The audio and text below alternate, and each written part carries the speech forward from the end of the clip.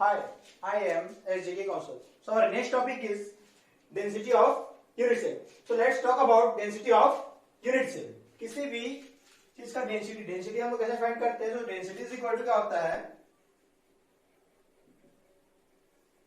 Density is equal to mass upon volume. ठीक है, ये तो मालूम है. डेंसिटी इक्वल टू क्या होता है? मास अपॉन वॉल्यूम. तो सबसे पहली बात कर लेते हैं हम लोग वॉल्यूम की. तो जैसे हम लोग के पास क्या रहता है, बार बार हम लोग पढ़ चुके हैं क्यूबिक सेल. तो एक क्या बना लेते हैं? क्यूबिक सेल बना लेते हैं. तो बना लिए. ठीक है, इसकी लेंथ, इसकी हाइट, इसकी विड्थ क्या होती है? सभी इक्वल होती है. ए बी सी ये लेते हैं तो सभी क्या होती है? A equal to B equal to क्या होती है? सी. एक्सिस भी लेते हैं तो एक्सिस भी क्या होता है? Axis angle. तो एक्सियल एंगल जो होता है वो भी क्या होता है? इक्वल होता है. Means alpha is equal to beta is equal to क्या होता है? Gamma is equal to 90 degree. ठीक है, तो जब इसको वॉल्यूम निकालते हैं तो v इज इक्वल टू क्या आता है? वॉल्यूम किसे रिप्रेजेंट कर देते हैं हम लोग? v से. v इज इक्वल टू क्या होता है हम लोग के पास? a cube. क्लियर. इसे मोस्ट इंपोर्टेंट चीज है मास. किसका? एटम का. देखो, तो मास कैसे हम लोग फाइंड आउट करते हैं? Mass of unit cell. इस यूनिट सेल क्या निकाला हम लोग को? मास. तो इसको देखते हैं हम लोग. मास ऑफ यूनिट सेल इसको कैसे फाइंड आउट करते हैं? इसको फाइंड आउट करने के लिए सबसे पहले तो मेरे को मालूम होना चाहिए कि इसमें जो एटम्स होते हैं, जो क्यूबिक सेल में एटम्स कॉर्नर कॉर्नर में होते हैं, ऐसे से सभी जगह सभी कॉर्नर में क्या रहते हैं? एटम्स रहते हैं. ये एटम्स के कितने पार्टिसिपेंट्स होते हैं? ये नंबर ऑफ एटम्स हम लोग काउंट कर लेते हैं इसका. तो नंबर ऑफ एटम्स कैसे काउंट कर देते हैं हम लोग? तो उसको किससे? रैंक से. रैंक मींस क्या बताया मैंने? रैंक मींस ये मालूम है एटम्स पर यूनिट सेल. यानी कितने एटम्स होते हैं एक यूनिट सेल में, कितने एटम्स होते हैं वो किससे पता चलता है हम लोग को? रैंक से. तो इज इक्वल टू हम लोग क्या करते हैं? इसी किससे रिप्रेजेंट करते हैं? जेड से. ठीक है, किसे रिप्रेजेंट कर देते हैं हम लोग? जेड से. अब देखो नेक्स्ट हम लोग और क्या फाइंड आउट करना होता है? इस एटम का कितने एटम्स होते हैं तो किससे मालूम चल जाएगा? रैंक से. लेकिन इस एटम का mass means mass of atom. Mass of atom मेरे को फाइंड आउट करना है. Mass of atom, molecular mass नहीं. मॉलिक्यूलर मास अलग होता है. जो मोलार मास होता है हम लोग के पास वो अलग होता है. मोलार मास क्या होता है? मोलार मास जैसे कि हम लोग जानते हैं ऑक्सीजन. ऑक्सीजन का मोलार मास हम लोग लिख देते हैं कितना? 16. ये मालूम है? 16 ग्राम पर मोल. ये मालूम है? एक मोल में 16 ग्राम होते हैं, ये मेरे को मालूम है. लेकिन ये मालूम क्या? एटम मालूम है क्या? मास ऑफ एटम. एटम मालूम है क्या? नहीं. तो इसके लिए हम लोग क्या करते हैं? तो हम लोग जानते हैं मोलार मास कैसे फाइंड आउट करते हैं. तो molar mass is equal to क्या आता है हमारे पास? इसको हम लोग एमएम लिख लेते हैं. Molar mass is equal to क्या करते हैं हम लोग? जो एवोगैड्रो नंबर होता है, एवोगैड्रो नंबर, उसमें मल्टीप्लाई करते हैं किसका? मास ऑफ एटम का. क्या कर देते हैं? मल्टीप्लाई. ये क्या हो गया? मास ऑफ एटम. ये क्या हो गया? Avogadro number. और एवोगैड्रो नंबर मेरे को मालूम होना चाहिए होता है 6.023 इंटू 10 की पावर का आता है 23 होता है इसका वैल्यू. ये याद होना ही चाहिए हम लोग को. ठीक है, तो मेरे को क्या निकालना है यहाँ पर? मास ऑफ एटम. तो मास ऑफ एटम कैसे फाइंड आउट कर देते हैं? तो मास ऑफ एटम को हिम्मत नहीं देते हैं, इसको क्या लगाते हैं? इसके डिवाइड में. तो M A is equal to क्या हो जाएगा मेरे पास? तो एम इज इक्वल टू क्या हो जाएगा? एम मींस क्या हो जाएगा? मोलार मास अपॉन क्या हो जाएगा? Avogadro number. क्लियर. इसका वैल्यू निकल गया मेरे पास, एमएम का वैल्यू निकल गया. अब देखो सॉरी एम ए का वैल्यू निकल गया. अब इतने चीज याद होने पर मैं क्या कर सकता हूं? इस वैल्यू पुट कर लेते हैं. तो मेरे पास मास निकल गया. तो देखो मैं क्या करता हूं, सबसे पहले तो मास निकालने के लिए मेरे को क्या चाहिए? रैंक. तो डेंसिटी को हम लोग रिप्रेजेंट कर लेते हैं रो से. क्लियर. तो बना लिया मैंने. ठीक है, क्या हो जाएगा? मास. तो मास निकालने के लिए हम लोग सबसे पहले क्या निकाले थे, रैंक, तो इसलिए हम लोग जेड, ठीक है। इसका फिर क्या कर लेते हैं, मल्टीप्लाई, मल्टीप्लाई किससे करना पड़ेगा, क्या है ये, मास ऑफ एटम, कितने एटम्स है इसके अंदर, उसमें एक एटम का जितना वैल्यू आएगा उससे क्या कर देंगे मल्टीप्लाई, तो कितना वैल्यू है मेरे पास, एम एम अपॉन क्या है, एन ए, लिख लेते हैं एन ए, पूरे के अपॉन में क्या आ जाएगा, वॉल्यूम, तो वॉल्यूम को हम लोग वी लिख सकते हैं, कहीं पहले क्या लिख लेते हैं, वी लिख लेते हैं, ठीक है। तो इसको सॉल्व करते हैं तो क्या आ जाएगा, जेड एम एम अपॉन क्या आ जाएगा, एन ए, ठीक है। v को हम लोग क्या लिख सकते हैं, ए क्यूब बी लिख सकते हैं। तो इस तरह से हम लोग क्या निकाल सकते हैं, इसका डेंसिटी, तो डिफाइन भी कर लेते हैं। z क्या है हम लोग के पास, रैंक, रैंक को क्या बताया था मैंने, atom per unit cell, clear. अब ये जो mm है वो क्या है, मोलार मास,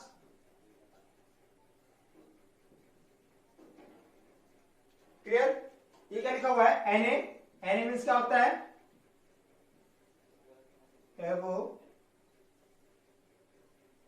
गैड्रोस नंबर, जिसकी वैल्यू कितनी होती है, 6.023 इंटू 10 की पावर क्या होती है, 23, क्लियर। और क्या है, जो A है, या फिर हम लोग क्या लिख सकते हैं उसको V, या हम लोग क्या लिखते हैं A क्यूब, वो क्या होता है, volume of unit cell, clear. इस तरह से क्या आता है हम लोग के पास, डेंसिटी ऑफ यूनिट सेल के फॉर्मूले को फाइंड आउट कर सकते हैं। अगर ये आपको अच्छे से क्लियर हो गया तो इससे रिलेटेड न्यूमेरिकल क्वेश्चन क्या हो गया, आसानी से क्लियरिफाई कर पाएंगे, क्लियर। सो नेक्स्ट टॉपिक देखते हैं, पोजीशन ऑफ पॉइंट्स। तो पोजीशन ऑफ पॉइंट्स में देखते हैं सबसे पहले तो 3D FCC, FCC क्या बोलते हैं हम लोग, CCP, FCC means face centred close packing, या फिर क्या आता है, क्यूबिक क्लोज पैकिंग, क्लियर। अब देखो इसमें सबसे पहले देखते हैं हम लोग वर्ड्स। वर्ड्स में बताया था पहले ही क्या होता है, जिन एटम्स के बीच में क्या आता है, ब्लैंक स्पेस रह जाता है, एम्प्टी स्पेस रह जाता है, उसे हम लोग क्या बोलते हैं, वर्ड्स। तो उसकी पोजीशन कहां कहां होती है, तो सबसे पहले देखते हैं तो एफसीसी में देखते हैं। तो हम लोगों ने क्या पढ़ा था, एफसीसी का जो टाइप होता है वो क्या होता है, ए बी सी, फिर ए बी सी, फिर क्या होता है ए बी सी, ऐसा होते हैं, ठीक है। ए में कैसे टाइप होते थे, तो ए में होते थे 2D हेक्सागोनल पैकिंग, ठीक है। बी में क्या होते थे, टेट्राहेड्रल, टेट्राहाइड्रल को क्या करते थे हम लोग, कवर करते थे, ठीक है। और सी में क्या करते थे, ऑक्टाहेड्रल को, ऑक्टाहेड्रल क्या करते थे हम लोग, कवर करते थे, ठीक है। तो इसी को ही समझना है। तब टेट्राहेड्रल हम लोग पहले पढ़ चुके हैं। टेट्राहेड्रल में क्या होता है, एक हिडन, जैसे हम लोग क्या बना लेते हैं, एक हिडन बना लेते हैं, एक हिडन एटम बना था नीचे, ठीक है। उसी के ऊपर क्या रहता था, 3 एटम्स को हम लोग क्या करते थे, सेट करते थे, ये 1, ये 2 और ये 3 एटम को सेट करते थे। तो ये जो एम्प्टी स्पेस बच गया है, उस एम्प्टी स्पेस को हम लोग क्या बोलते हैं, टेट्राहेड्रल।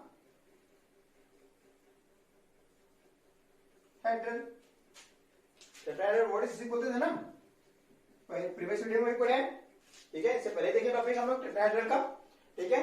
अब देखो इस टेट्राहेड्रल में हम लोग कितने एटम्स की जरूरत होती है, 1 2 3 एंड 4 एटम्स की जरूरत होती है। तो सबसे पहले हम लोग क्या बनाते हैं, एफसीसी। तो देखो एफसीसी में टेट्राहेड्रल वर्ड्स में देख लेते हैं,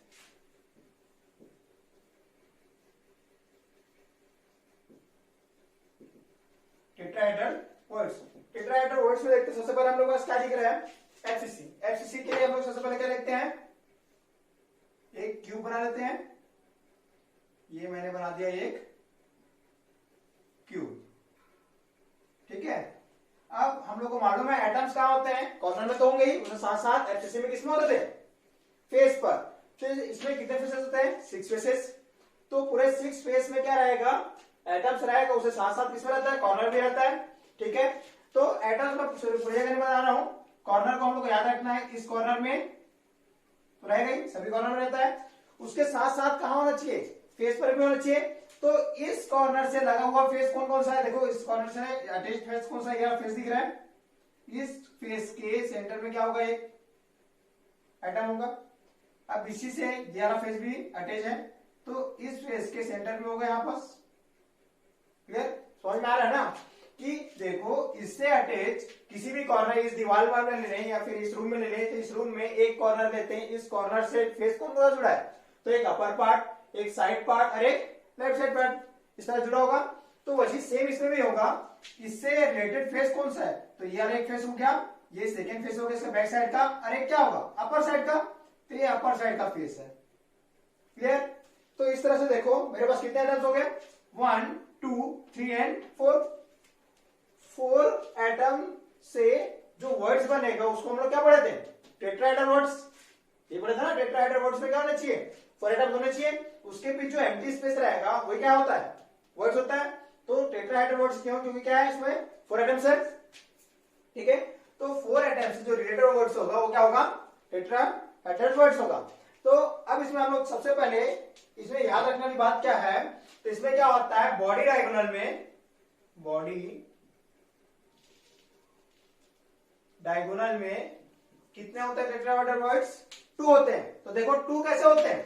तो 2 होते हैं, तो 2 ऐसा होता है। देखो अगर मैं इसे क्या करता हूं, आगे बढ़ा देता हूं, ये डायगोनल हम लोग क्या करते हैं? मैच करते हैं। इससे इसको, इस डायगोनल क्या करते हैं हम लोग? मैच करेंगे, तो इस तरह से मैच हो जाएगा। ठीक है, तो देखो अगर डायगोनल में हम लोग ए और आर में रिलेशन पढ़े, बॉडी डायगोनल में ए और आर में रिलेशन, ए और आर में रिलेशन क्या पढ़े थे हम लोग? तो ए और आर में रिलेशन क्या होता है? आर इज इक्वल टू √3/4 क्या था? ये होता था। ठीक है, थोड़ा सॉल्व कर लेते हैं तो क्या आ जाएगा? 4r इज इक्वल टू क्या आ जाएगा? √3a। मीन्स क्या होगा? ये पूरा डायगोनल का वैल्यू क्या होगा? ये 4r इज इक्वल टू क्या होगा? √3a होगा। तो ये डायगोनल को मैं अच्छे बना लेता हूं। तो ये हो गया फर्स्ट पॉइंट, ये उसको हम लोग लेते हैं सेकेंड पॉइंट। ये क्या बन गया हम लोग का? डायगोनल। इस डायगोनल में 4 इक्वल पार्ट में क्या करते हैं हम लोग? डिवाइड करेंगे। तो 4 इक्वल पार्ट में डिवाइड करते हैं, तो हो गया फर्स्ट, सेकेंड और क्या लेते हैं? थर्ड। क्लियर है? अब देखो ये 2 पार्ट्स हुए, तो ये टोटल वैल्यू लेंथ कितनी होगी? यहां से यहां तक की लेंथ, तो यहां से यहां तक की लेंथ कितनी होगी मेरे पास? √3। क्लियर हो रहा है? क्या होगा? √3a होगा। अब देखो इसमें टेट्राहेड्रल वर्ड्स कितने होते हैं? बॉडी डायगोनल में 2 होते हैं। तो देखो 2 कैसे होते हैं? तो 2 मेरे पास ऐसे होते हैं। देखो इस कॉर्नर से इस कॉर्नर में यहां पास एक होगा, आपके पास क्या चीज? टेट्राहेड्रल वर्ड्स यहां पास होगा ना। तो देखो इस कॉर्नर से फर्स्ट वाले में होगा, तो फर्स्ट वाले टेट्राहेड्रल वर्ड्स है। ठीक है, अब इस कॉर्नर से लेंगे, इस कॉर्नर से भी क्या होगा? फर्स्ट में होगा। इस कॉर्नर से भी क्या होगा? यार फर्स्ट में। लेकिन इस वाले में होगा क्या? नहीं होगा, क्योंकि कितने एटम्स चाहिए मेरे पास? 4 एटम्स चाहिए। 4 एटम्स में ही क्या होता है? टेट्राहेड्रल वर्ड्स होते हैं। तो 4 एटम आइट्स कब होगा? जब ये क्या होगा? फर्स्ट कॉर्नर के पास ही होगा। तो फर्स्ट कॉर्नर के पास ही रहते हैं हम लोग। तो कितने होते हैं? एक डायगोनल में कितने होते हैं? 2 वर्ड्स होते हैं, 2 टेट्राहेड्रल वर्ड्स होते हैं। तो देखो एक डायगोनल में 1 डायगोनल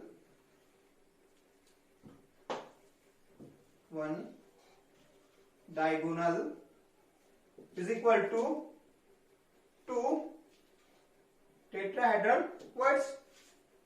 ठीक है, 1 डायगोनल में कितना है? 2 है। तो इस क्यूबिक में कितने डायगोनल होते हैं? तो क्यूबिक में कितने डायगोनल होते हैं? 4। तो 4 डायगोनल इज इक्वल टू क्या हो जाएगा? 4 इंटू 2 क्या हो जाएगा? 8 टेट्राहेड्रल क्या हो जाएंगे? वर्ड्स हो जाएंगे। ठीक है, तो इस तरह से टेट्राहेड्रल वर्ड्स कितने होते हैं? 8 होते हैं। 4 इंटू 2 क्या हो जाएगा? 8 टेट्राहेड्रल वर्ड्स हो जाएंगे इसमें, एफसीसी में। ठीक है, अब हम लोग देखते हैं ऑक्टाहेड्रल वर्ड्स। तो नेक्स्ट देखते हैं ऑक्टाहेड्रल वर्ड्स। अब बात करते हैं ऑक्टाहेड्रल वर्ड्स की। तो ऑक्टाहेड्रल वर्ड्स कब बनते हैं? जब क्या होता है अपने पास 6 एटम्स होते हैं। हम लोग पहले ही पढ़ चुके हैं 6 एटम्स। 6 एटम्स देखो कैसे। सबसे पहले तो ये होंगे ही, ठीक है, ये 3 एटम्स होंगे ही। ये 3 एटम्स हम लोग पहले ही बना लेते हैं। ये हो गया 1, इससे रिलेटेड हुए 2, और ये क्या हो गया 3, ठीक है। इसके साथ साथ इसके ऊपर भी क्या है, क्लियर होगा, ये हो जाएगा 1, ठीक है, ये हो जाएंगे 2, और ये क्या हो जाएगा, लेते हैं 3, ठीक है। तो कितने हो गए हमारे पास? 6 एटम्स हो गए। तो 6 एटम्स में जो एम्प्टी स्पेस रहता है, 6 एटम्स के बीच में जो क्या रहेगा, एम्प्टी स्पेस रहेगा, उसको हम लोग क्या बोलते हैं? इसे हम लोग क्या बोलेंगे? Octahedral words. तो हम लोग पहले ही पढ़ चुके हैं, ठीक है। तो अब हम लोग देखते हैं, फिर से क्या बना लेते हैं, क्यूबिक बना लेते हैं। सो इस तरह से हम लोग क्या बना लिए, एक क्यूबिक बना लेते हैं, ठीक है। ये बन गया हम लोग का क्यूबिक। इसके कॉर्नर कॉर्नर में से एटम्स होंगे, उसके साथ साथ इसके किसमें रहेंगे, फेस में भी रहेंगे। तो देखो सबसे पहले देख लेते हैं इसमें फेसेस में। तो इससे सबसे पहले इंपॉर्टेंट है, इंपॉर्टेंट क्या है, ये वर्ड्स कहां कहां होंगे, तो कहां कहां होंगे, तो बॉडी सेंटर में, उसके साथ साथ और कहां होता है, बॉडी सेंटर के साथ साथ और एक होगा हम लोग के पास एज सेंटर में। बॉडी सेंटर तो मालूम है, एज सेंटर अभी बताया तो मैं, एज सेंटर पॉइंट ले लेते हैं हम लोग, ठीक है। क्यूबिक में क्या होते हैं हम लोग के पास 6 फेजेस होते हैं। 6 फेजेस में क्या होगा, एक एटम होगा। तो 1 राइट साइड में, ये लेफ्ट साइड में, ये अपर, और ये क्या हो गया लोअर, ये इस फेस के बैक साइड में, और ये फेस के फ्रंट साइड में। तो इस तरह कितना हो गया 6 एटम्स। इस 6 एटम्स के बीच में जो क्या होगा, एम्प्टी स्पेस होगा, उसको हम लोग क्या बोलेंगे, ऑक्टाहेड्रल। तो इसको हम लोग क्या बोल देते हैं, यहां पर जो स्पेस होगा वो क्या हो जाएगा, ऑक्टाहेड्रल। ऑक्टाहेड्रल वर्ड, ठीक है। तो कितना होगा, एक ही होगा, तो क्या लेते हैं 1। तो ऑक्टाहेड्रल कितना होगा हम लोग के पास 1, ठीक है। अब बात करते हैं हम लोग एज सेंटर पॉइंट की। एज सेंटर पॉइंट देखो, अब जैसे कि हम लोग फिर से एक बना लेते हैं हम लोग, ये मैंने बना दिया एक क्यूबॉइड फिर से, ठीक है। एक क्यूबिक बना लिया हम लोग यहां पर। क्यूबिक बनाने के बाद क्या करते हैं, इसका एज, ये हुआ हम लोग के पास क्या चीज, एज। इस एज में हम लोग क्या करते हैं, एक एटम को यहां रखें, एक एटम को रखें। तो उस एटम का जो पोजीशन होगा कैसे होगा, जैसे मेरे पास क्या है, ये एज है, ठीक है, ये चीज है, ये चीज मैंने इसको यहां रखा, इसके एज पर यहां पर मैंने क्या कर दिया, इसको फिट कर दिया, ठीक है। ये से फिट करने के बाद देखो, एक जो पार्ट है वो बाहर निकला हुआ है, एक इस फ्रंट साइड में और एक क्या होगा बैक साइड में, ठीक है, 2 होगा। एक अपर और एक क्या होगा लोअर में, अगर बीचों बीच में इसके रखूं तो एक क्या होगा अपर, एक क्या होगा लोअर, 2 ठीक है। एक क्या होगा राइट साइड में, एक क्या होगा लेफ्ट साइड में। तो इस तरह कितने हो गए, 6 हो गए। तो देखो इसी चीज में हम लोग क्या हुआ, एक अपर हुआ, एक लोअर हुआ, ठीक है। एक क्या हो गया राइट साइड में, एक क्या हो गया लेफ्ट साइड में, एक क्या होगा फ्रंट की तरफ, एक क्या होगा बैक की तरफ। तो इस तरह कितने हो गए मेरे पास 6 हो गए। अब 6 एटम्स में जो वर्ड्स होते हैं उसको ही हम लोग क्या बोलते हैं, ऑक्टाहेड्रल वर्ड्स, ठीक है। तो इसी ऑक्टाहेड्रल वर्ड्स, तो देखो हमारे पास टोटल एजेस कितने होते हैं, तो टोटल एजेस कितने होते हैं मेरे पास, देखो 1 2 3 4 5 6 7 8 9 एंड 11 12। टोटल कितना हो गया हमारे पास 12। तो 12 क्या होता है हमारे पास एजेस होते हैं, तो टोटल नंबर ऑफ एजेस क्या हो जाएंगे हमारे पास 12। तो इसका कितना पार्ट क्या होता है इस सरफेस के अंदर आता है, मींस इस क्यूबॉइड के सॉरी क्यूबिक के अंदर में टच होगा। तो कितना होगा, तो उसका पार्ट कितना होता है 1/4, हम लोग पहले ही पढ़ चुके हैं 1/4 पार्ट होता है। अब क्या हो जाएगा हमारा टोटल, जैसे कैलकुलेट करते हैं तो क्या आता है 3। टोटल कितने हो गए 3 3 + 1 क्या हो गया 4। तो इसमें कितने टेट्रा सॉरी कितने ऑक्टा वर्ड्स होते हैं? तो 4 ऑक्टा क्या होते हैं? वर्ड्स होते हैं। याद रखना ये ओम है ना, ओ 40 नहीं है, ओ ठीक है, कहता है ऑक्टा वर्ड्स होते हैं। क्लियर? ऑक्टाहेड्रल वर्ड्स होते हैं अपने पास कितने? 4। किसमें? ऑक्टाहेड्रल वर्ड्स एचसीसी में कितने होंगे? 4 होंगे। अगर हम लोग इसी की और बात करें तो देखो हम लोग जानते हैं एचसीसी का रैंक कितना होता है? Z इज इक्वल टू 4 होता है, मालूम है? ठीक है, पहले ही पढ़ चुके हम लोग। तो एचसीसी का रैंक कितना होता है? 4 होता है। तो 4 ये होते हैं, तो टेट्राहेड्रल वर्ड्स कितने होते हैं? तो टेट्राहेड्रल वर्ड्स क्या हो जाएंगे इसके? देखो कितना है, मल्टीप्लाइंग टू 2 है, तो मल्टीप्लाइंग टू क्या कर देंगे हम लोग? 2 करते हैं तो क्या जाएगा? 4 2 जाए तो 2 इंटू क्या करना पड़ा हम लोग को? 4 करना पड़ा है। अब देखते हैं ऑक्टाहेड्रल वर्ड, तो जो ऑक्टाहेड्रल वर्ड है वो कितने हम लोग के पास? 4। ठीक है, तो अगर हम लोग इसमें रिलेशन निकालें, अगर इसमें नंबर क्या है? n है, ठीक है, तो टेट्राहेड्रल वर्ड क्या हो जाएगा? 2n होगा। क्या होगा? 2n होगा ना। देखो मल्टीप्लाई करें अगर n में तो 2n ही होगा ना इसमें, ठीक है। और ऑक्टाहेड्रल वर्ड की बात करें तो वो क्या हो जाएगा? n के इक्वल हो जाएगा, जो क्या है? z के इक्वल है, रैंक के इक्वल है, ठीक है। तो इस तरह से न्यूमेरिकल क्वेश्चन में क्या हो जाएगा? इजिली सॉल्व हो जाएंगे। अगर ये चीज याद रहा तो इजिली क्या कर सकते हैं हम लोग? न्यूमेरिकल क्वेश्चन सॉल्व कर सकते हैं, क्योंकि हम लोग डेंसिटी में z की वैल्यू क्या करनी पड़ती है? फाइंड करनी पड़ती है। जो न्यूमेरिकल क्वेश्चन जितने भी देते हैं अधिकतर में क्या करता है? z की वैल्यू फाइंड करते हैं, तो z की वैल्यू हम लोग ऐसी फाइंड कर सकते हैं। क्लियर?